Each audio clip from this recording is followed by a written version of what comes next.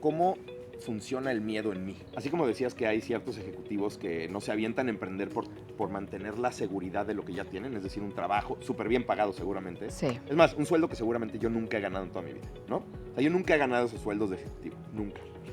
Siempre me he tenido que pagar mal porque pues... Porque te estás de enfocas en los emprendedor. flujos, porque eres emprendedor, ¿no? Si yo no me voy a poder jubilar de verdad, yo necesito crear patrimonio. Sí. Y después empecé a entender que crear patrimonio también significa crear valor y me fui con esa como idea. Y entonces a mí me da pavor depender de un paycheck. Entonces mi miedo va por... Mi miedo me hace acercarme más al placer, Sí. que es patrimonialmente hablando, que alejarme del dolor. El dolor Sí. ya lo he vivido, ya he estado sin trabajo. Eso a mí me ayuda a decir hasta dónde voy a estirar la liga con un inversionista o con un... entonces digo, me voy a atascar como Espartaco y voy a ir a atacar Roma, o no es el momento para atacar Roma. Es el momento para ganar una batalla en una guerra ahorita. Entonces, si aprendes como un poco a entender cuáles son las motivaciones de cada quien, qué los mueve, qué les da miedo, ¿no? Qué los impulsa, qué los frena, pues creo que se te hace más fácil todo. No es que puedas predecir cosas, pero se te hace más fácil la vida. ¿Sabías que solamente el 8% que ven este programa están suscritos? Me ayudaría muchísimo si este podcast te sacó una sonrisa, una lágrima o un wow, que te puedas suscribir. Dale like y compartir. Muchísimas gracias. De Yahoo a Groupon, de llevar el súper a tu casa con Corner Shop, hasta revolucionar el financiamiento para pymes como CEO de Fairplay. Manolo Atala ha construido futuro donde otros veían riesgo. Hoy, no solo venimos a hablar solo de negocios, sino del hombre detrás de cada apuesta que rompió las reglas. Bienvenidos a Una Nota Bárbara, donde tengo el placer de entrevistar a un súper invitado que es Manolo Atala, quien todo el mundo lo conoce como CEO, que levantó millones de pesos, pero lo que no sabemos es qué hace hoy en día que se levante todos los días por la mañana y que esté donde está. Bienvenido, Manolo, ¿cómo estás? Muchísimas gracias, Bárbara, por el espacio. Me encanta estar aquí contigo. Aparte aquí. Imagínate, O sea, es un espectacular. paraíso poder compartir con todos ustedes este lugar que es increíble, que tiene una magia y bueno, pues se dieron las cosas y eso es maravilloso. Y bueno, pues ya vamos a entrar en caliente con toda la información que tienes, que de verdad no nos va a alcanzar el tiempo para poder sentarnos a platicar porque son muchas cosas. Pero me llama muchísimo la atención, Manolo, que hayas entrado... tu vida no sé si fue circunstancial en el sentido de entrar a Yahoo, luego fue Groupon y luego Corner Shop. Y a través de todas estas empresas te llevaron, no sé si fue intencionalmente a entrar en una tormenta. ¿Por qué en una tormenta y no en la calma de las empresas donde realmente había estabilidad? Ok, gran pregunta. Muy buena pregunta, de hecho. Y de hecho, yo creo que te diría que una gran parte de mi vida fue completamente circunstancial. O sea, Ajá. no fue... Yo no es que estuviera buscando el cómo vivo hoy cuando tenía 21 años, ¿no? O sea, para nada. Después se volvió más intencional. De hecho, gradualmente se volvió más intencional conforme pasó el tiempo y fui aprovechando ciertos escalones que iba encontrando. O sea, yo siempre veo mi vida como un pond, un estanque, y ves que de repente hay piedras y vas saltando de una a otra y tienes que buscar dónde pisar en firme, etc. Sí. Y hay veces que no vas a pisar en firme y te vas a hundir y te tienes que volver a salir y volver a buscar tierra firme. Y así es emprender, por lo menos. Sí, pero no todo mundo está dispuesto a estar brincando de un lugar a otro para decir, bueno, así es la vida y no pasa nada, porque sabes que de una u otra manera vas a salir. O sea, aquí lo interesante es que no todo mundo tiene el perfil para poder brincar de uno a otro, ¿no? ¿Sabes qué pasa? Que hay mucha gente que guía su vida basada en el miedo. Y es normal, o sea, es parte del ser humano, es una de las emociones que tenemos como seres humanos. Pero hay gente que no la sabe procesar, o hay gente que más bien el miedo lo obstaculiza o lo congela. Sí. Y pues hay una frase que es muy cliché de puta, pues, si tienes miedo, hazlo con miedo, ¿no?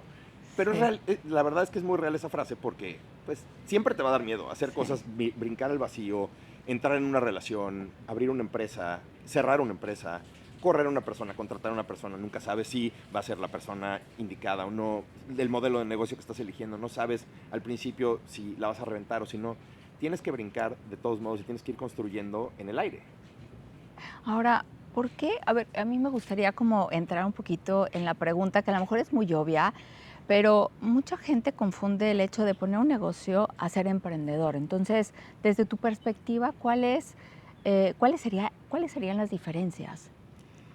O sea, yo creo que sí hay diferencias grandes entre emprender y montar un negocio. Sí, Y te digo algo, es una línea súper fina, porque pues a mí no me gusta decirle, por ejemplo, startups o emprendimientos a las empresas. Al final del día estás haciendo una empresa.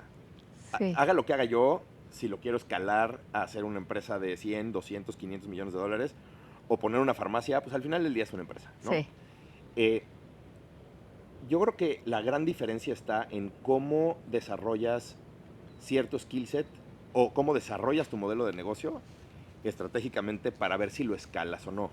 Porque una cosa es un negocio de escala y otra cosa es un lifestyle business que te deja flujo y que hay mucha gente que puede vivir con esos negocios de flujo y está sí, muy bien, sí, está increíble de hecho. Es más, yo recomiendo a mucha gente que si después de escalar ya negocios, etcétera, entienden cómo hacer negocios de flujo, ya hay una edad en donde prefieres mejor un negocio de flujo que estar escalando toda tu vida al ritmo al que a veces escalamos emprendedores, sobre todo sí. en modelos de tecnología, ¿no? Pero a ver, poner un negocio es como algo que ya está probado, ¿no? Poner una cafetería, poner algo que ya en algún momento alguien más lo hizo, que realmente el negocio pudiera llegarse a hablar de que pudieras ser estable, buscar una seguridad económica. Y en cambio, desde mi punto de vista, el emprendedor va a abrir un mercado que no conoce, donde se va a enfrentar con demasiados retos, demasiados obstáculos, romper paradigmas, ser disruptivos, arriesgarlo todo, buscar también dentro de esa parte como el bien social o resolver un problema, pudiéramos hablar, y por el otro lado, pues con muchísima incertidumbre, ¿no crees? Te voy a poner un ejemplo de esto que estás diciendo. Te voy a poner un ejemplo que me dio un día Héctor Sepúlveda, el Managing Director de Nazca, del Sí. fondo. Y un día yo llegué con él y le dije, oye, yo soy fanático de los tenis, de los sneakers. Soy muy fanático, o sea, me encantan. Es lo único que compro en masa y de manera completamente enferma. Ok. Sí. Es más, te Ok. podría afirmar que tengo más zapatos que tú y que la gran mayoría de las mujeres que conozco. Ok. Yo en sneakers. Perdón, ya le estoy pegando al micrófono, entonces... y entonces, un día le dije, oye, quiero hacer una marca de sneakers. Ya la tengo en la mente, ya sé cómo, en qué canales vender, qué tipo de modelos son los que quiero. Y me dijo, a ver, dime una cosa. ¿De verdad quieres emprender una marca de sneakers? Dije, sí, ¿por qué? ¿Por qué querrías hacer eso? No, pues porque me encanta el choro que yo me creí solito, ¿no? Y entonces me dijo, dime algo. O sea, sneakers hay muchísimas Millones. marcas y aparte es un mercado que ya está completamente acaparado por las mejores marcas del mundo, Nike, Adidas. Todavía no estaban tan en hype los Hoka, los On, todos estos, ya. ¿no? Y me dijo, ¿vas a hacer tenis 10 veces más baratos que Nike? No, ¿cómo crees? No hay manera. ¿Vas a hacer tenis 10 veces mejor que los Nike? Aunque sea con el mismo precio. No, entonces eso no es emprender. ¿Quieres aventarte un lifestyle business? Hazlo, pero eso no es emprender. Y ahí mi pregunta. Y eso, ahí está la diferencia. Sí, pero mi pregunta ahí, ¿qué tanto? Porque a veces nos pasa que nos apasionamos tanto y pensamos que va a ser el negocio de la vida, ¿no? Y que realmente se van a vender como pan caliente, a pesar de que sea un producto, como tú dices, unos tenis, pues va a tener un valor agregado, que en algún momento también lo llegué hasta, de verdad en mi cabeza pasó, estar decorados con cuestiones mexicanas, ¿no? Yo dije, bueno, este es el negocio. Y yo también, a mí me lo dijeron, oye, ¿de qué estás hablando? O sea, en tu cabeza va a ser que todo el mundo lo va a comprar. Pero ¿en qué momento ese tipo de bueno, a ver, no sé si de poner el negocio realmente es porque es un capricho o porque realmente cumple las necesidades de allá afuera? Yo creo que muchos de los negocios que se abren son por capricho, porque tú te conviertes en el ICP, en el buyer persona. En el buyer persona. Tú eres ese buyer persona, entonces tú piensas que porque a ti te encanta, todo el mundo lo va a comprar. Y eso no es cierto. Ok. Entonces, no ves más allá de lo que a ti como consumidor te gusta, pero a lo mejor ese mercado es de nada, es chiquitito. Ahora, cuando tú has hecho los emprendimientos, que ahorita nos vamos a meter de lleno en todo lo que has venido haciendo, es qué tanto estás enfocando todo, o sea, todas las posiciones que has estado en, en el consumidor, en el quién te va, la gente que te va a comprar las cosas. O sea, ¿qué tanto te enfocas? O sea, fíjate que, ¿sabes qué me ayudó mucho a entender en qué enfocarme? El haber estado en Venture Capital. Ok. O sea, porque nosotros recibíamos centenas de decks de inversión, ¿no? Con modelos de negocio variadísimos. O sea, Sí. muchos de ellos de e-commerce, la tienda online de sneakers, la siguiente app para pasear perros, que no entiendo esos modelos de negocio. Pero entendí también el cómo entender el tamaño del mercado. Y el tamaño del mercado, sobre todo para empresas de gran escala que van a recibir o que necesitan recibir dinero de Venture Capital, si yo ahorita te digo, hay un mercado específico de tal modelo de negocio que es un mercado de 300 millones de dólares, ¿se te hace mucho o se te hace poco? Poco. A ti se te hace poco. Hay mucha gente que diría, 300 millones de dólares es muchísimo dinero. Sí es muchísimo dinero, pero no como para escalar un negocio. Te tendrías que quedar con el 100% de ese mercado para ser una empresa relativamente relevante en esa industria, ¿no? Sí. Entonces, saber medir el mercado creo que es bien importante y que la gente tenga contexto de realmente cuánto vale ese mercado y con cuánto te puedes quedar de ese mercado. Si está fragmentado, si no está fragmentado, quiénes son los jugadores principales, si, si hay un problema de timing, a lo mejor el mercado es enorme, pero no es el timing. Webvan, no sé si te acuerdas de la empresa Webvan, que No. salió en el 99, en el 2000, que era como justo hoy. Ah, ok. Era, haz de cuenta, el justo de hoy, Ok. pero en el 99. No era el tiempo, No. no era el momento. El mercado estaba, no era el momento para el mercado. Entonces, o sea, la gente compraba supermercado desde hace muchísimos años, pero no era el mercado para el súper a domicilio en ese momento de la vida. Ok. Entonces, hay que entender muchas aristas del mercado para poder, pues, aventarte un negocio que haga sentido a nivel inversión, a nivel escala, etcétera. Ahora, tú que has venido desde que estabas mucho más joven, ¿en qué momento fue que dijiste, a ver, quiero ser emprendedor o quiero poner un negocio que realmente escale? ¿O lo trazaste a través de la línea del tiempo en el sentido de decir, primero voy a entrar a una empresa transnacional para poder aprender de ella y después emprender? ¿Lo viste? ¿Fue circunstancial? Fue circunstancial, 100%. Ok. O sea, a ver, mucha gente te dice, no, es que yo en Stanford me di cuenta de que había un modelo de negocio porque hablé con no sé quién. No, a mí me corrieron de la universidad, me quedé sin estudiar, Ok. y pues, lo que podía hacer era montar un negocio. No sabía, no conocía la palabra startup, no conocía la palabra escala, no sabía cómo hacer negocios, simplemente lo lancé. Porque mi peor escenario ya lo tenía ahí, era no Ok. tener nada. Sí, correcto. Entonces, si tu peor escenario es no tener nada, pues Sí. haces lo que sea. Entonces, creo que fue muy circunstancial la primera vez que yo arranqué un negocio, que fue en el 2001, cuando tenía 21 años. Ok. No funcionó, por problemas regulatorios, por varias cosas no funcionó. Y después me dediqué a la música muchos años. Y cuando aprendí realmente la palabra escala fue a mis 29, 30 años, cuando arranqué Groupon en México. Ahí entendí lo que era escalar, cómo escalar un negocio, Ok. ¿no? Entonces, desde de los 20 años a los 30 años fue completamente circunstancial. Fui pisando piedras que algunas estuvieron sólidas y otras no, en este estanque. Y ya después de Groupon ya se volvió más proactivo. Y en ese momento viste una oportunidad de poder empezar ahora sí a ver lo que era ser emprendedor o entrar en una empresa donde puede ser escalable y empezaste ahora sí a formar grupos de socios, de partners para poder empezar a poner tus empresas. Sí, o sea, yo al final creo que a mí me funcionó, lo que a mí me funcionó Sí, muy bien sí, sí. fue ser intraemprendedor. O sea, porque yo en Groupon, yo estaba encargado de 3 países, de todo absolutamente, menos de levantar dinero. Ok. Pero entonces ya hacía todo, Sí. ¿no? O sea, no estaba a cargo de levantar dinero ni de salir, de hacer un IPO, pero pues yo estaba a cargo de todo el país, Ok. de 3 países. Entonces, eso para mí fue como mi gran primera escuela para decir, el único elemento que me falta, bueno, me faltaban muchos, ¿no? Pero el único elemento que me falta es levantar dinero, aprender a levantar dinero.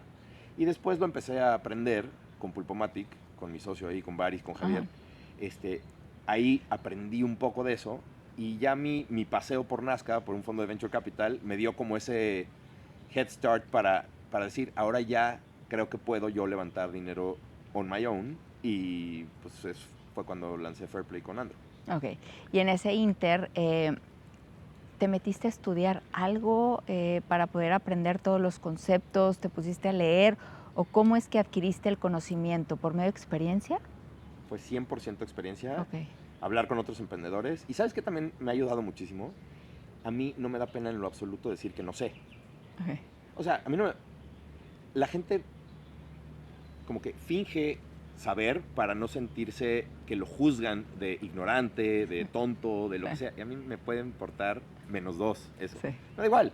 Oye, es que no sabes. ¿Cómo no sabes esto? Pues no lo sé, güey. Simplemente no lo sé. Por eso te estoy preguntando, ¿no? Entonces, y no siento que nunca nadie me haya juzgado por decir que no sé algo. Ajá. Entonces, el otro día también en una plática con una gran emprendedora, con Valentina Valencia, me decía que ella fue la que me enseñó mucho de deuda. Ok. Y ella era la que me estaba prestando $20 millones en ese momento. Le estaba prestando a un güey que no sabía estructurar deuda $20 millones. Como deuda, no como equity, ¿no? Y entonces yo a ella le decía, no tengo ni idea de lo que me estás hablando. Enséñame porque yo voy a operar esos $20 millones. Sí. Se moría de la risa. Es una mujer extremadamente más joven que yo. O sea, le llevo 17 años, Wow. ¿no? Entonces, Sí.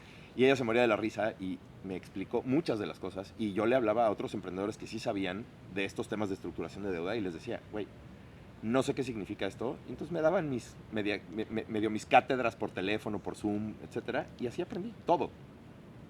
Ahora, ¿tú crees que en el tema de poder entrar en este mundo tiene que ver mucho la parte de las habilidades para poder estar en el mundo de emprendedores? ¿Qué habilidades? ¿Las soft A o ver, las hard? no, las soft. Las hard las adquieres a como de lugar. Yo creo aprendes. que la parte de la soft, ¿no? Esa parte de atreverse a decir las cosas, de ser directo, de decir las cosas en tiempo, de trabajar en equipo, de liderazgo. Bueno, a ver, tú me lo vas a decir. O sea, tú eres el mero mero. Pues no creo ser el mero mero, pero conozco a muchas personas de diferentes rangos de soft skills que los usan o que no. Okay. O sea, conozco de todo. Y la verdad es que yo creo que irlas desarrollando también son cosas que vas aprendiendo con el tiempo. Sí. Creo que una cosa que ayuda muchísimo en general es ser súper abierto con tu equipo para recibir feedback.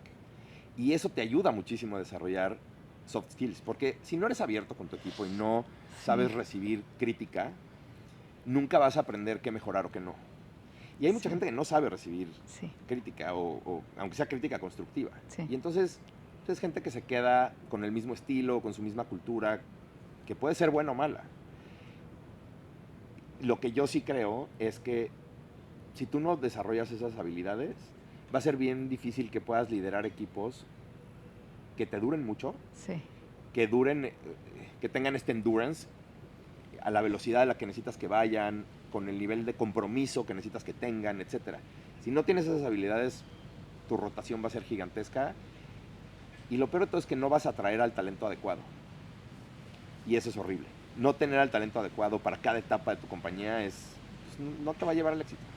Y además en una empresa tan veloz, ¿no? O sea, es tan cambiante que tienes que ir a 20,000 por hora, ¿no? Entonces tienes que empezar a forjar un equipo que esté bien consolidado para que te pueda responder y seguir avanzando, ¿no? Tan rápidamente. ¿Sí? ¿Tú crees que todas las personas pueden ser emprendedores? No, se oye horrible lo que voy a decir, pero no, por supuesto que no. ¿Por qué? Porque no todo el mundo tiene el estómago para hacerlo. O sea, la verdad es que ser emprendedor, y para toda la gente que nos está escuchando, la verdad es que es súper jodido. Súper, hiper duro, jodido. Es muy poco agradecido el mundo del emprendimiento. Creo que hay... Mira, ya nos están poniendo musiquita atrás, está increíble. Digo, para si la gente lo va a escuchar, ya que lo escuche bien. Y no diga nada más que es un ruido ahí. Creo que la gente subestima la complejidad de emprender. Cuando a veces le pregunto a la gente, ¿por qué quieres emprender? Es que no quiero tener jefe. Entonces le digo, por favor, no me jodas. ¿Cómo ¿cómo está eso de que no vas a tener jefe? Tus inversionistas van a ser tus jefes. Es más, tus mismos empleados te van a exigir muchísimas cosas. Vas a tener un board, entonces le vas a reportar a un board. O sea, vas a tener muchos jefes. No nada más vas a tener uno, que puede ser bueno o malo, o buena o mala. Sí, No, aquí vas a tener muchos.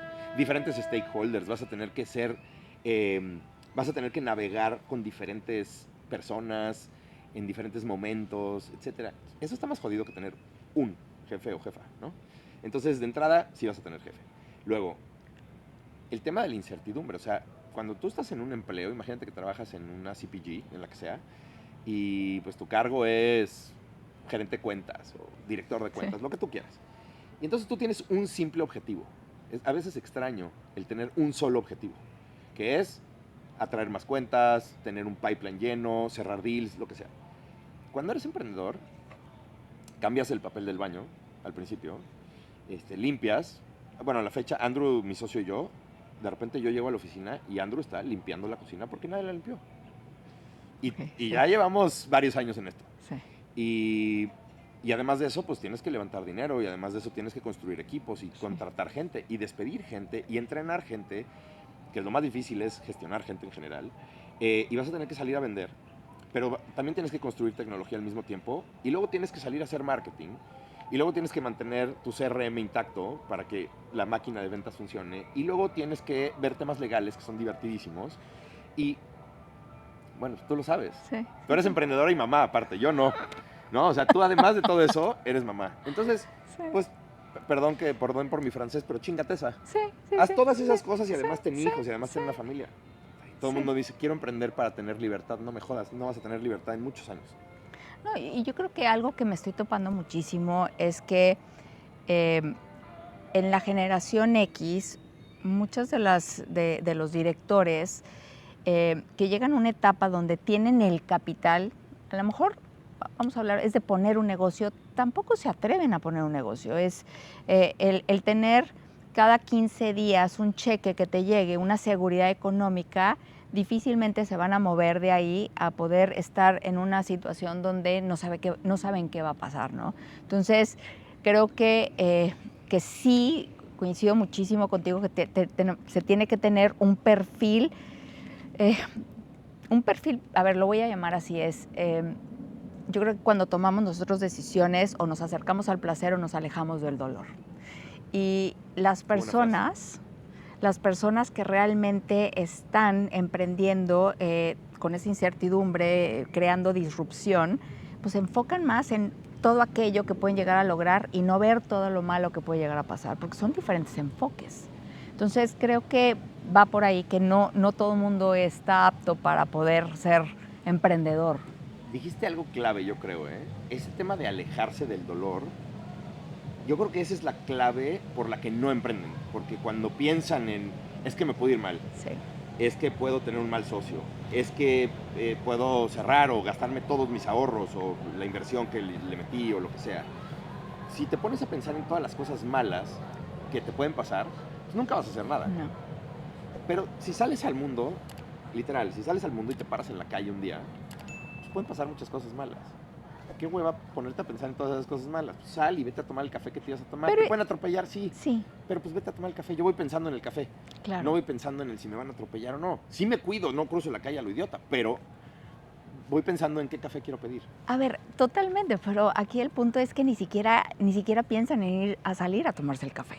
O sea, es tanto el hecho de ensimismarse en lo que han ganado, no lo quieren perder, y de salir allá afuera que ni siquiera tienen esa posibilidad que tú y yo vemos. Ni siquiera, ¿sí? Hay un solo caminito y ese es el camino que se debe recorrer para ser exitoso.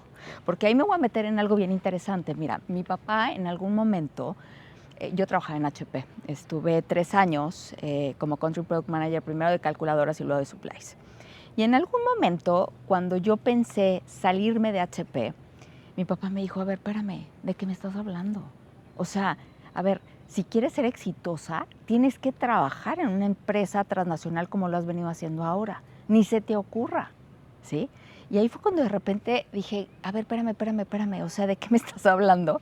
Pero es una creencia que él traía y que, bueno, a ver, mi carácter y mi forma de ser, obvio que no le hice caso, pero es bien interesante porque cuando hay personas que tienen también una serie de creencias que vienen sustentadas por papá, mamá, personas que amamos, siguen el mismo caminito. Es decir, a ver, mi papá me lo dijo, o sea, ¿cómo? Y me he topado con directores que me dicen, a ver, es que no hay manera que yo me pueda salir a emprender. O sea, siempre es estar buscando posiciones dentro de las compañías por a lo mejor por una situación que lo vivieron sus padres y que lo quieren vivir a través de sus hijos. Y entonces no salen y no lo conocen, no conocen el mundo allá afuera. Sí, entonces es bien interesante esta parte que dices. Y además creo que hay un perfil muy particular de personas que no cuestionan. Yo por lo que veo, tú cuestionas todo. Sí. Yo cuestiono todo. Sí. Yo trato de cambiar el status quo constantemente. Sí. Y no lo digo como una frase cliché ni nada de eso. Encuentro cosas que están mal hechas y las quiero ir a arreglar. O sea, es más, llamémosle obsesivo compulsivo. Sí. O sea, tengo toque de arreglar cosas que están mal. Entonces, por eso me gusta ir a emprender cosas que sé que no funcionan. Pues digo, pues yo creo que sí las puedo arreglar. Y a lo mejor me parto la cara en el camino y pues, si me parto la cara en el camino, ¿buscas haré otras? el siguiente, busco otras. O sea, no. Y además hay otra cosa también importante.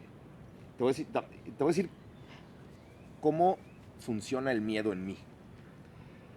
Así como decías que hay ciertos ejecutivos que no se avientan a emprender por mantener la seguridad de lo que ya tienen, es decir, un trabajo súper bien pagado seguramente. Sí. Es más, un sueldo que seguramente yo nunca he ganado en toda mi vida, ¿no? O sea, yo nunca he ganado esos sueldos de ejecutivo, nunca. Siempre me he tenido que pagar mal porque pues... Porque estás de emprendedor. Porque eres emprendedor, ¿no? Digo, hay un buen outcome después si hiciste buenas apuestas de pronto y mucha suerte y todo, ¿no? Pero, ¿sabes cuál es mi miedo? ¿Cuál? El miedo que me hace a mí seguir adelante y decir, yo voy a emprender, pase lo que pase, es que yo no creo en poderte retirar con una jubilación de una empresa normal, etc. Yo sí creo, bueno, yo por lo menos soy de esa generación, que mi primer trabajo oficial fue un año después del 97. El 97. Que es cuando ya la jubilación vale madre en Sí. México. Entonces, eso se me quedó muy grabado y dije, si yo no me voy a poder jubilar de verdad, yo necesito crear patrimonio. Sí. Y después empecé a entender que crear patrimonio también significa crear valor y me fui con esa como idea. Y entonces a mí me da pavor depender de un paycheck. Sí. Yo quiero generar tal nivel de patrimonio que no quiero depender de un paycheck. Ni de una jubilación, ni del IMSS, ni del Infonavit, ni nada de esas cosas. Entonces mi miedo mi miedo me hace acercarme más al placer, Sí. que es patrimonialmente hablando, que alejarme del dolor. El dolor ya lo he vivido, ya he estado sin trabajo, ya he pedido trabajo en antros, en cadenas de antros, de mesero, de lo que sea, de todo. He pedido trabajo, o sea, lo hice hace muchos años y no me da miedo. Entonces, o sea, de hambre no te mueres. O sea, entonces, sabes que las herramientas y la experiencia que tienes no funciona algo y te mueves a otra. Yo tengo una boca y dos manos y con eso yo hablo y digo y vendo y hago lo que sea necesario. Entonces, no me da miedo eso. No me da miedo trabajar duro. ¿Qué sí te da miedo? Me da miedo depender de un paycheck. Y de repente que no existe ese paycheck y you are fucked at 65. Eso me da miedo. No haber generado los skills que ya generé. Ahorita ya no me da miedo, porque ya lo hice. No, me dan miedo otras cosas. ¿Sabes qué me da miedo? ¿De qué? No poder ser autosuficiente. Por eso yo ahorita estoy clavado con el hacer ejercicio y comer bien y etcétera, porque en 10, 20 años yo quiero seguir siendo autosuficiente. Porque decidí no tener una familia, decidí no tener hijos, entonces I'm on my own. Sí. Entonces ya ahorita mi siguiente miedo que estoy tratando de solucionar desde ahora es ser autosuficiente física y mentalmente. Bueno, a ver, el miedo fue lo que te provocó el emprender un bienestar, pero ya no hay miedo. O sea, mientras que sigas en ese camino.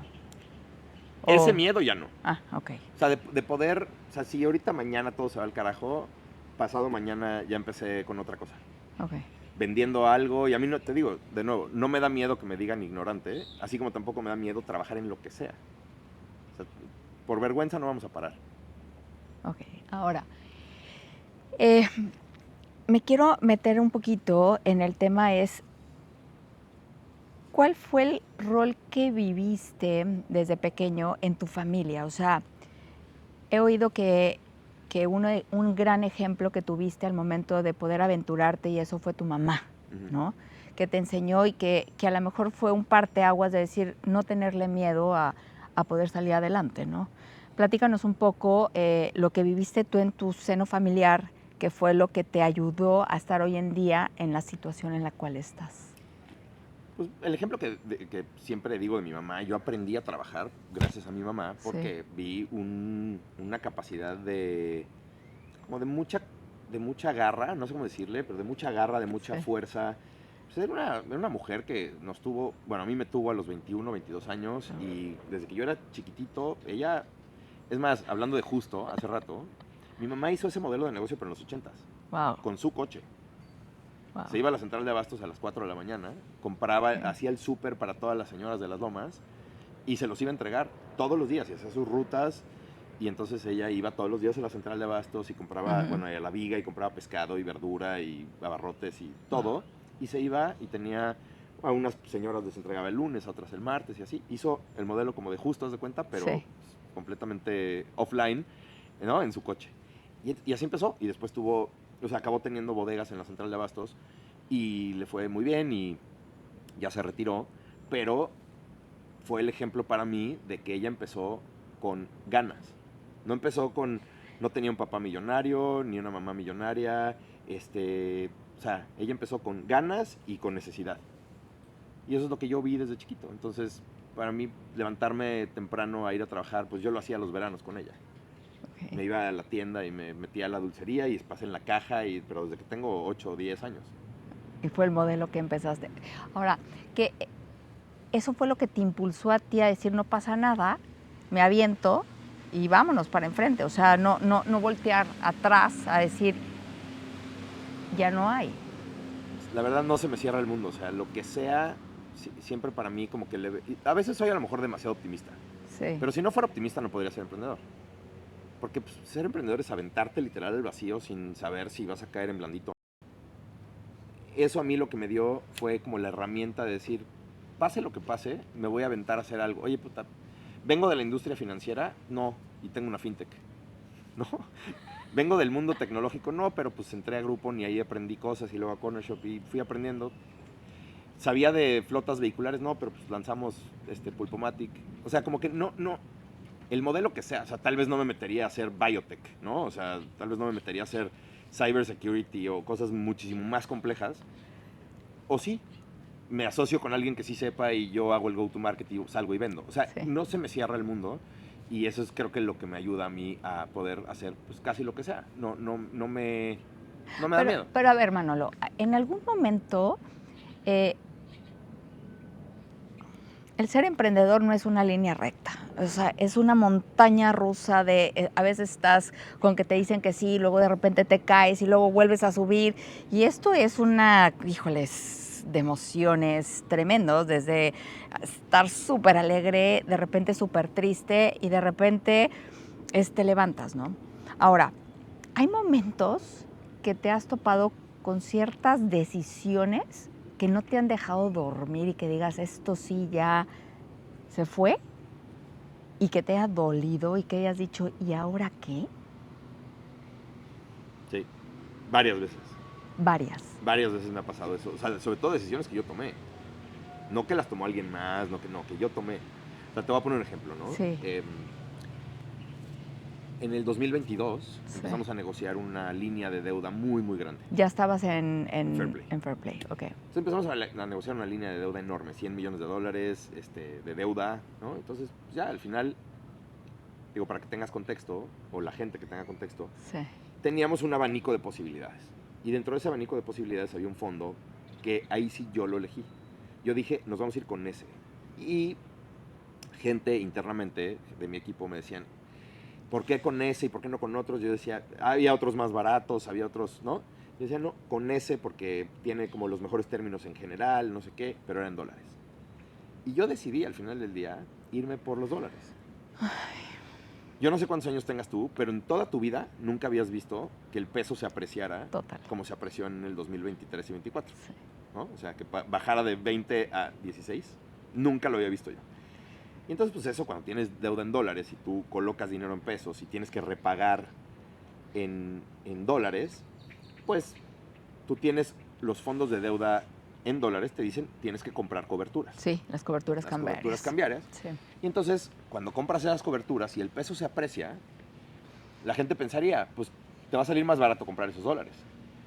Claro, lo que pasa es que tú compras un seguro que si el tipo de cambio baja, tú tienes que pagar una prima altísima. O sea, toda Sí. la diferencia que hay entre el spot que te dio el banco y en lo que está, tú lo tienes que pagar Sí. como insurance, como una prima, como le llaman un capital call, ¿no? Ok.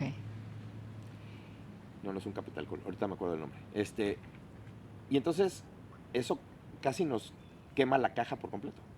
¿Te acuerdas lo que le pasó a Comercial Mexicana hace muchísimo tiempo? Que casi se va a la quiebra por coberturas cambiarias. Ujú. Nos pasó lo mismo en nuestra escala. Ok. Casi cerramos la compañía por culpa de eso.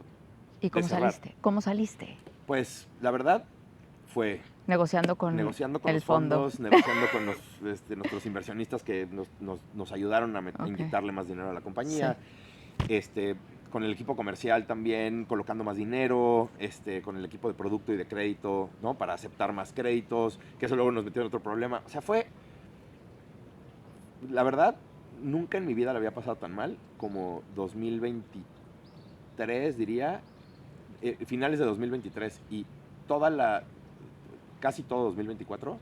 Ese año completo, haz de cuenta, de octubre del 2023 a octubre del 2024, nunca había pasado un año tan feo en mi vida como ese.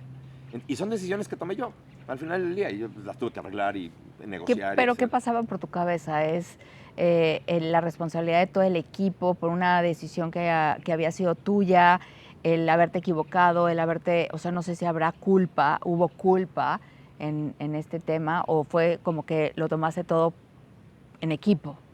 Pues mira, yo creo que aceptar tu responsabilidad siempre es un paso muy bueno, un primer paso muy bueno. Es aceptar que tomaste una decisión con la información que tenías en ese momento y la hiciste convencido, con convicción.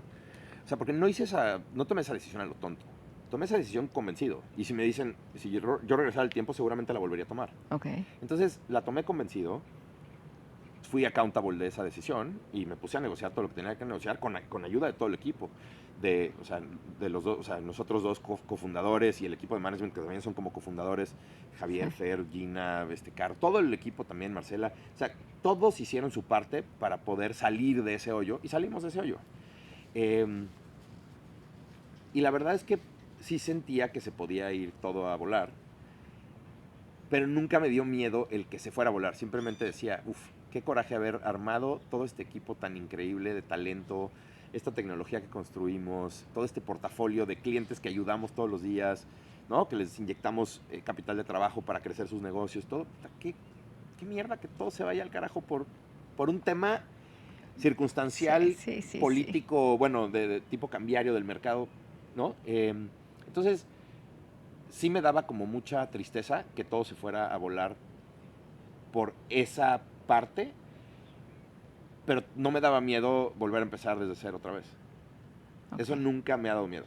Si mañana pasa, lo voy a volver a hacer con la misma energía que ves hoy. Bueno, un poquito menos, porque ya cada vez estás más grande y cada vez tienes menos energía, ¿no? Ok, sí. Pero, la realidad. O sea, tal vez haría un negocio de menos escala, Okay. ¿no? Pero igual de agresivo en cuanto a... Sí, igual de agresivo en cuanto a mi ambición de hacer cosas importantes. Ok. Bueno, ahora voy a cambiar un poquito de tema porque es interesante, Manolo, que dentro de tu trayectoria uno pensaría que siempre está estudiando o está muy metido en el tema de emprendedurismo, de empezar a ver lo que está pasando en el mercado, pero tú tienes una parte bien interesante que tiene que ver con dos facetas, que es la música y la historia. Y además, el pintar. Entonces, vamos a hablar cada tema, pero el tema de historia. ¿Por qué historia? A ver, yo no llevo toda la vida leyendo historia. Esto es algo relativamente reciente, de unos años para acá. Durante muchos años leí mucho de emprendimiento, obviamente. Okay. Todos los típicos libros de emprendimiento me los eché, los leí, unos los volví a leer varias veces, ¿no? Shoe Dog de Phil Knight, la historia de Nike, todo eso, bueno, es mi libro favorito.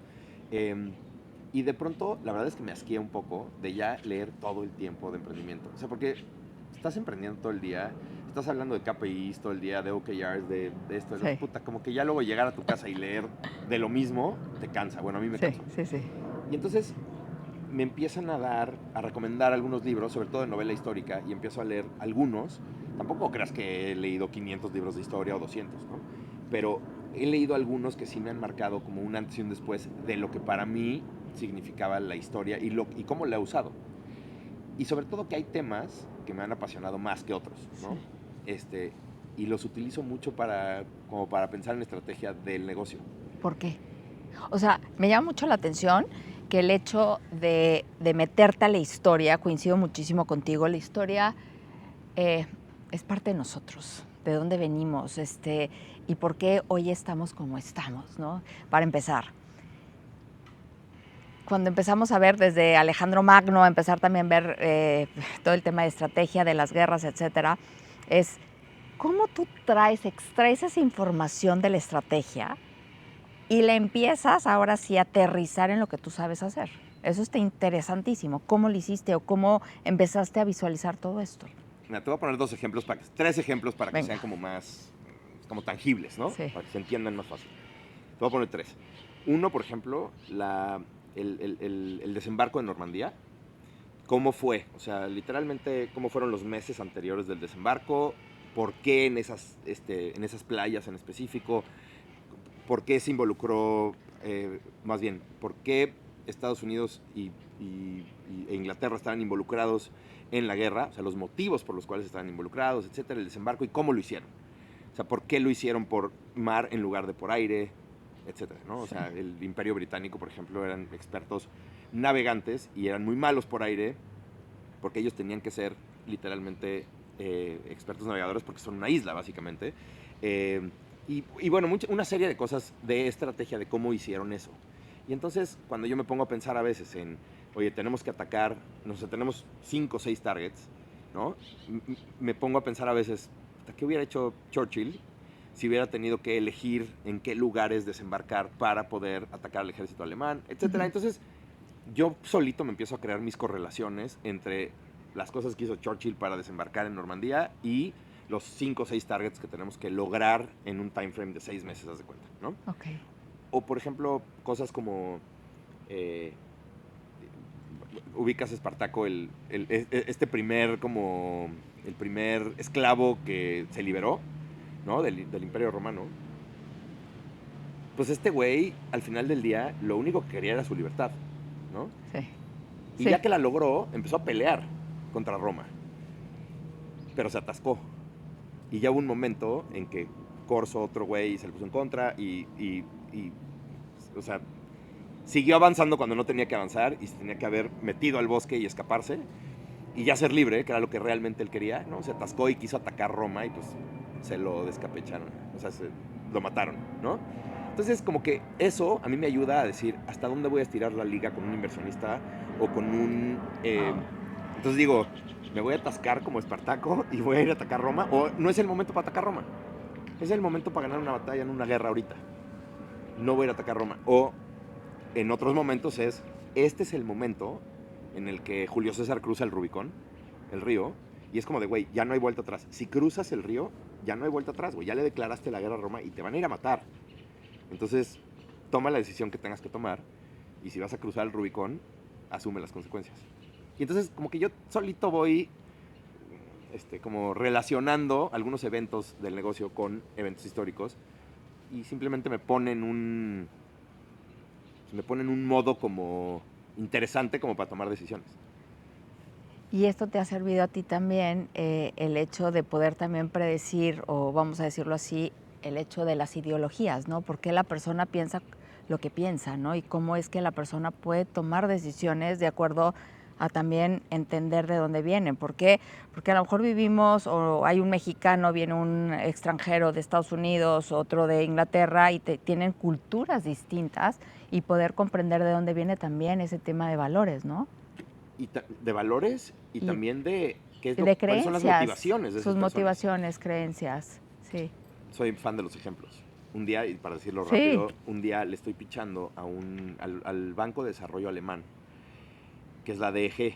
Y entonces ellos tienen un área de deuda y un área de equity. Y entonces les estoy pitchando.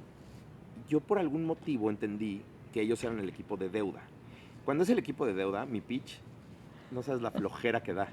Porque me tengo que enfocar en el downside, me tengo que enfocar en cómo evitamos el riesgo, cómo hacemos, ya sabes que para mí es aburridísimo hablar de esas cosas, cómo evitar el riesgo y por qué sí nos van a pagar nuestros clientes y todas esas cosas que me aburren, se las picho a los fondos de deuda. Sí.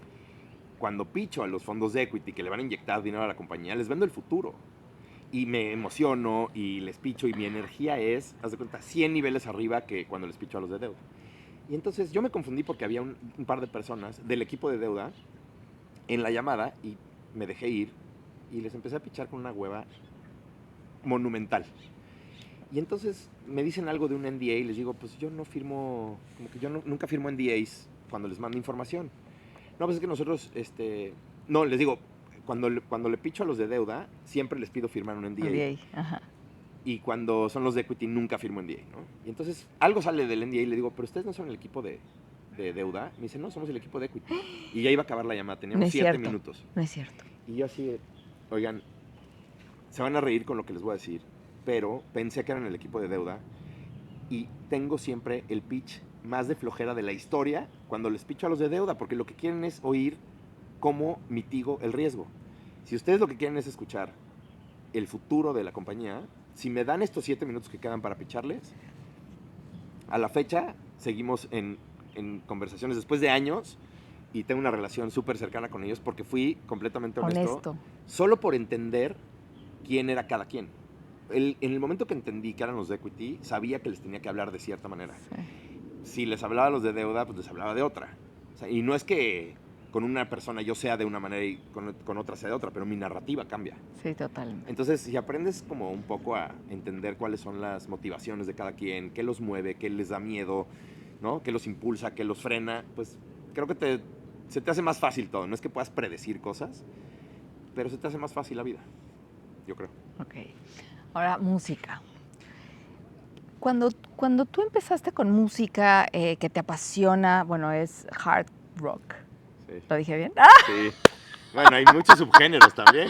A ver, no heavy metal y muchas cosas que a no mucha gente le gustan, pero a mí me encantan. Y bueno, esta faceta, no sé si lo sigas haciendo actualmente, en el momento que tú estuviste en ese tiempo, ¿qué fue lo que te motivaba a estar tocando en los grupos? A mí me encanta la historia que llegaste a contar en algún momento, que no sabías tocar el bajo y de repente le entraste porque se abrió una oportunidad y dijiste, de aquí soy, ¿no? Entonces, ¿cómo desde ahí empieza a marcar tu historia? Es que esa parte, justo lo que dijiste, es creo que la parte importante. O sea, siempre que yo veo a otro ser humano que tiene 2 brazos, 2 piernas, 2 ojos, 2 orejas y una nariz igual que yo, seguramente tiene pelo y yo no, pero eso da igual, si esa persona puede hacer algo, ¿por qué yo no lo voy a poder hacer? Siempre he sido esa persona. Es como de, si ese güey llegó ahí, ¿yo por qué no lo podría hacer?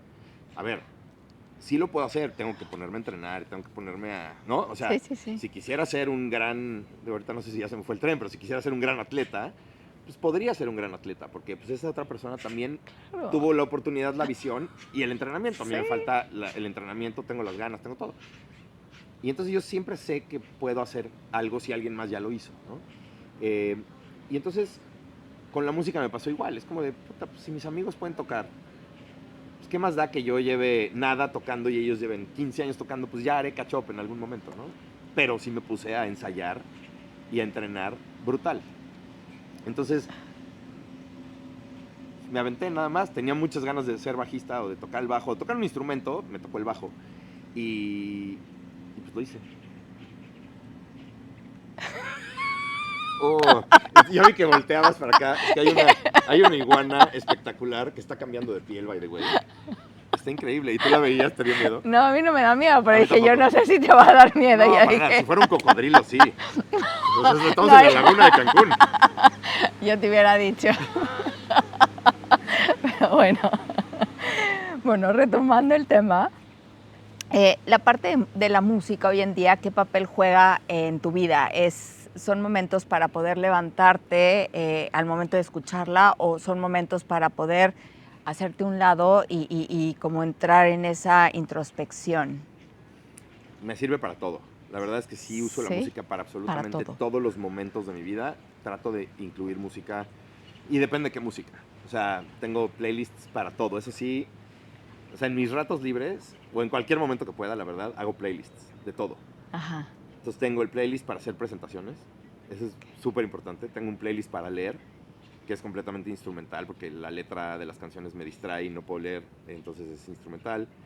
Tengo, cuando estoy emocionado por algo, tengo playlists para estar emocionado. Cuando estoy más down, tengo mis playlists para como para quitarme la ansiedad. Sufro de mucha ansiedad y me dan panic attacks y todo ese rollo. ¿Ah, sí? Sí, sí, sí, bastante. Entonces tengo mi música para calmarme. Entonces tengo música para todo. Y la uso, sí, para hacer ejercicio, para leer, para hacer presentaciones, para contestar mails, tengo música específica. O sea, para trabajar el día a día normal, tengo un playlist para O eso. sea, digamos que la música es algo que no puede faltar en tu vida en todo momento. Sí, no. O sea, pero si me llega a faltar, podría hacerlo sin música. ¿Y sabes con qué lo comprobé? Yo pensé que nunca iba a poder dejar de fumar, por ejemplo. Ok. El cigarro era mi mejor compañero para absolutamente todo. Si la pasaba mal en la chamba, o si la pasaba bien, o si me iba de viaje, o si no me iba de viaje, o si estaba tranquilo, o si estaba hype, para todo el cigarro. Y pues, cuando dejé el cigarro, me di cuenta que pues, podía vivir sin eso también. Y pues a lo mejor podría vivir sin música también, pero no me gustaría. Ok. Me encanta la música, me apasiona, me fascina, me encanta escuchar nueva música. Entonces, pues, me ayuda, me mueve la cabeza. ¿En qué momento dejas el cigarro y te abocas a empezar a cuidarte a ti? O sea, como persona, en el sentido de empezar a comer mejor, a hacer ejercicio. O sea, ¿qué fue lo que detonó? A lo que detonó, Lo que porque el detonó. cuándo fue hace año y medio, no tiene mucho Ah, no tiempo. tiene mucho. No tiene Ok. mucho. Yo fumaba mucho, tenía hábitos alimenticios espantosos y no movía un dedo.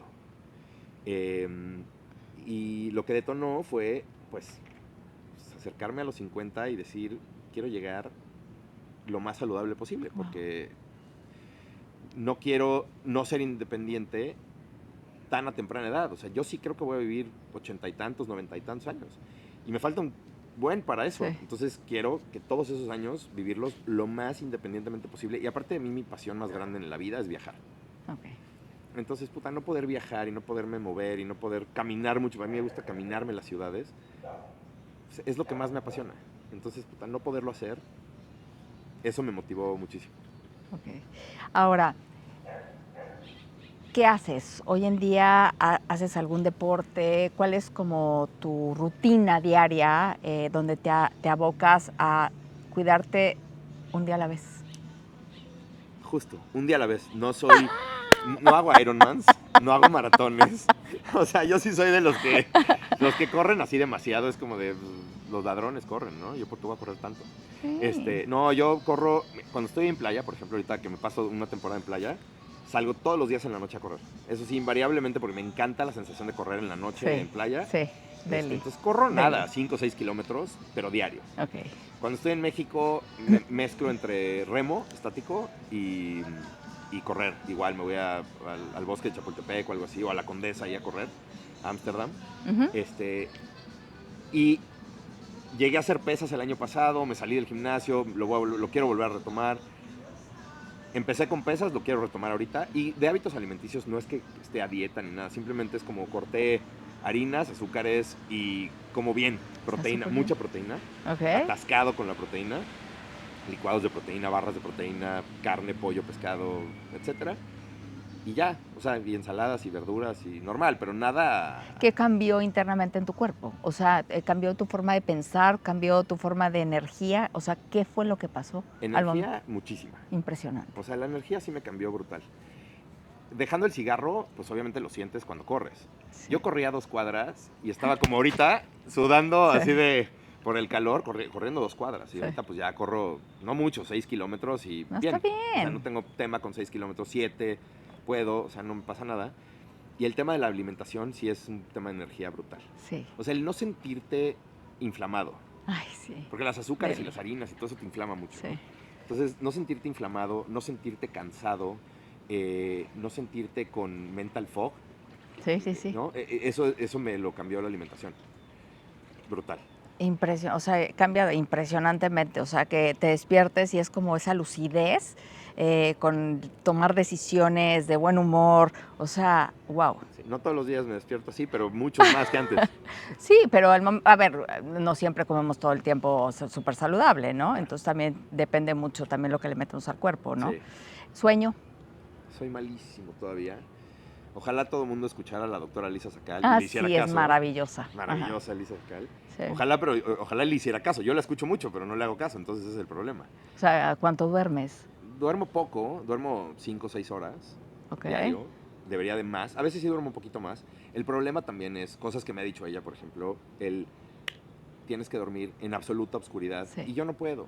Vivo en un departamento chiquitito, pero precioso, que me encanta, que está lleno de árboles, las ventanas están llenas de árboles, entonces me encanta ver la luz del día, que me despierte la luz del día y ver los árboles es lo que más me gusta. Entonces, pues ya eso de entrada parece que ya es malo. Sí.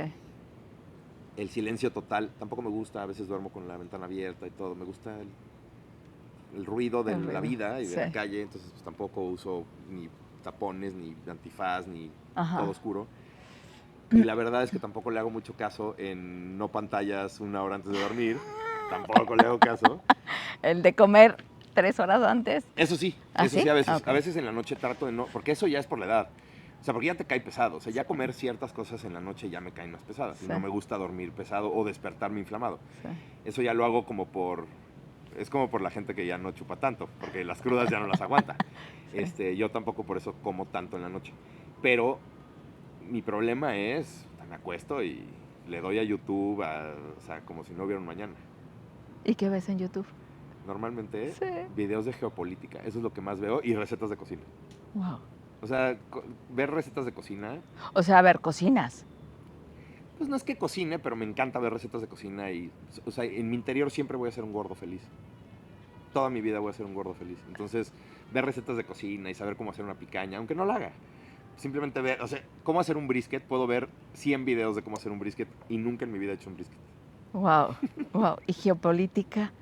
Me gusta mucho entender qué es lo que está pasando ahorita. Pues todo es geopolítica, ahorita todo, o sea, sí es un tema muy importante lo que está pasando en Medio Oriente, lo que está pasando en Ucrania, por qué pasan esas cosas y cómo afecta en todo el mundo. Pues la verdad es que no sabía cómo afectaba en todo el mundo y pues últimamente he visto mucho de geopolítica. Hay varios canales en específico que me gustan mucho y pues le pego a YouTube durísimo a ver videos de eso y de recetas.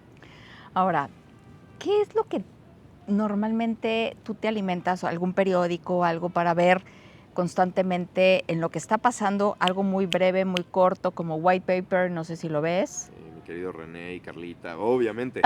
Vamos a hacerles publicidad, obvio. Eso. No, la verdad es que sí, White Paper. Sí, White Paper. Soy consumidor de White Paper. Ok. Me gusta bastante cómo lo hacen, cómo lo sintetizan. Sí. Lo que yo normalmente hago, y que es poco común, o sea, mucha gente me dice, el día que pasó algo, ¿ya viste lo que pasó en tal? No, no lo he visto. Porque no me puede importar menos ese día, porque ese día tenía que hacer otra cosa. Pero en la noche, cuando ya es momento de que llegue a YouTube, me pongo a investigar las cosas de las que quiero entender. ¿No? O sea, oye, ¿ya viste que pasó el bombardeo en Irán y no sé qué? Y bueno, ya me clavo en la noche o al día siguiente en entender qué fue lo que pasó, pero ya para entender de verdadmente el suceso, no nada más leerlo en el Universal y ya, ¿no? Y entender la mitad porque está mal escrito. Y no me meto a todo. O sea, cosas que no me agregan valor, la verdad es que ni que me van a afectar ni nada, a veces hay cosas que prefiero no saber. Ahora, con la experiencia que tienes, ¿te ha tocado o percibir personas que también son tóxicas y que de repente dices, a ver, ya pasé por ahí, ya no? O sea, amistades inclusive o personas que a veces son nuestros familiares y que de repente dices, a ver, va a ser la misma canción, ¿no? ¿Qué haces? Ya me volví muy intolerante hacia la gente que no me aporta absolutamente nada de valor. Y entonces esa intolerancia, con mucho respeto, porque antes lo hacía de manera bastante agresiva. ¿Ah, sí? Sí. Yo tengo una historia de mucha agresividad en general. No mal, no de que... Sí, pero te puedes prender muy rápido. Prendo rapidísimo. Y ahorita me sigo prendiendo rapidísimo, pero mi reacción es diferente. Okay. ¿No? O sea, el prenderme, creo que eso sí me va a morir. Me prendo como cerillito, así rápido, pero mi reacción es la que ha cambiado. Okay. Entonces, lo que creo que he aprendido a hacer es a no ser absolutamente, o sea, tolerancia cero al bullshit. Okay. No, como si ya hay una persona que está mandando un tema tóxico, etcétera, la saco de mi vida así. No me toco el corazón para eso, no Sí. tengo ningún tipo de Remordimiento. de que se salga de mi vida. Sí. Es como, no, ya, lo que quiero es paz. Okay. Quiero paz y tranquilidad en mi vida, entonces elijo muy bien con quién estar, con quién convivir, con quién invertir mi tiempo, no con quién pasar el tiempo. Ahorita ya el tiempo lo invertimos porque ya es más escaso. Sí, por supuesto. Entonces, pues, decido muy bien con quién estar, con quién no. Y sobre todo gente que me agregue valor, a quien le pueda aprender, con quien pueda pasar un rato agradable, a quien le pueda yo agregar algo de valor, con quien pueda tener una conversación interesante. Sí. El bullshit, te digo, Ya pasaste ya por pasé ahí. por... Ya. Yo que es un tema también de edad, o sea, ya Sí, yo también creo que es un cortas tema de el edad. bullshit más rápido. Yo creo que ya empezamos a elegir realmente con quién queremos estar, sin el qué dirán y si me conviene y si es necesidad de estar ahí, ¿no? Entonces cambia totalmente el aspecto. Sí. Y para terminar, Manolo, porque yo sé que tenemos el tiempo ya, hasta se nos va a ir el sol. Casi, está espectacular el día. Pero quisiera yo terminar con una pregunta, es, ¿cómo quisiera Manolo escribir la historia de su vida? O sea, ¿cómo quisieras tú terminar al final de tu historia con todas esas cosas que a lo mejor tienes ahorita, continuar con lo que estás haciendo, pero ¿qué le agregarías, qué le quitarías para seguir escribiendo tu propio libro? Wow. Esa sí nunca me la habían preguntado. Esa, para que veas, nuevecita. Nuevecita. Y es una pregunta compleja porque justo en este momento de mi vida que estoy como decidiendo cambios hacia dónde ir, hacia dónde dirigir mis esfuerzos, mi mente, mi corazón, mi pasión, es un momento de mucha reflexión de ese tema en particular, ¿no? Y creo que quitarle a mi vida no le quitaría nada, porque si le quito cosas, no estaría aquí sentado hoy. No, pero probablemente dices, tengo a lo mejor algunas cosas pendientes que dices, ya es momento de salir fuera. O sea, como lo dijiste tú, dejé el cigarro, ¿no? O sea, o ciertos hábitos que ya fueron, ¿no? O sea, el dejar de vivir en Ciudad de México y moverme a Playa del Carmen. O sea, Okay. sí me explico, o sea, porque creo que todo el mundo acabamos de estar. O sea, yo siento que cuando ya llega el momento es momento de movernos. A eso me refiero. O sea, ya te entendí perfecto. ¿sí? Hacia dónde. Sí. Mira, creo que justo te digo, de nuevo, regresando a que estoy en un momento muy particular de mi vida, y lo dijiste el ejemplo claro, ¿no? Hay una cosa que sí quiero hacer, que es eventualmente vivir en otro país. He viajado mucho, pero nunca he vivido en otro país. Y no sé si va a ser Europa, no sé si va a ser América, no sé si va a ser otra ciudad dentro de México, no lo sé. Lo que sí sé es que quiero pasar más temporadas en la playa, aquí en Playa del Carmen, que es como mi otro hub de trabajo y de todo, porque aquí vive mi familia, pero quiero vivir en otro país y quiero vivir o experimentar otra cultura totalmente diferente a la mía, salirme de esta como habitualidad o zona de confort de México, que ya lo conozco de arriba abajo, etcétera, y quiero vivir esa experiencia. Otra que he cambiado mucho en los últimos años, sobre todo en los últimos 2, yo diría, ahorita que te decía yo era una persona muy agresiva y empecé a ir a una terapia de anger management. No la conozco. Estoy feliz. ¿Sí? Empezó como anger management y ahorita es mi terapia de la vida en general. Es con una mujer espectacular que se llama Marilu Razo. Síguela, de hecho está padre su canal, sí. Buenísimo. Y me enseñó mucho a cómo justamente controlar impulsos, reacciones, cómo es reaccionante muchas cosas. Y eso te sirve para todo. Sí. Entonces he trabajado mucho en eso. Quiero trabajar un poco también en, ahorita que te decía el cuerpo un poco, tengo ese capricho de estar muy saludable. Te digo, no soy Ironman, no hago muchísimo ejercicio, no soy, no voy al nutricionista, o sea, simplemente trato de llevar esos hábitos a cabo y quiero mejorarlos. O sea, quiero ya pasar al siguiente escalón. No sé cómo lo voy a hacer todavía, pero quiero pasar al siguiente, ya dejé de fumar, ya todo esto. Y creo que otra faceta que no conocía, y esto fue también gracias a mi mejor amigo, que es mi querido Evaristo Babé, que es el fundador de Pulpomatic. Bueno, ya no sé si lo voy a spoilerear, pero el güey está escribiendo un libro. Y dije, si este güey puede escribir un libro, yo también. Sí. Y entonces ahorita estoy pues, medio haciéndole a la escritura un poquito, nunca lo había hecho. Me está divirtiendo muchísimo. No sé qué va a pasar con ese libro, si se va a salir, si no se va a salir. Yo creo que sí, conociéndome, soy un atascado profesional. Pero estoy escribiendo historia. El libro es de historia. El libro tiene que ver con mucha historia. O sea, son 16 capítulos de momentos de libertad de la humanidad. Wow. De lucha por la libertad o por la opresión, depende cómo lo veas. Sí. ¿Te alejas del dolor o te acercas al placer? Al placer. Cualquiera de las dos motivaciones es válida. Sí. Entonces, pues ahorita quiero hacer eso. Me divierte mucho. Me da mucha paz estar escribiendo, vomitando cosas en un Word. Porque escribir con pluma, it's so 1998. Sí. No, hay gente que le gusta mucho escribir todavía con pluma y es espectacular. A mí no. Yo ya le dicto las cosas está a padrísimo, Word, sí. Y entonces, pues, quiero experimentar cosas. Y elegí estar solo.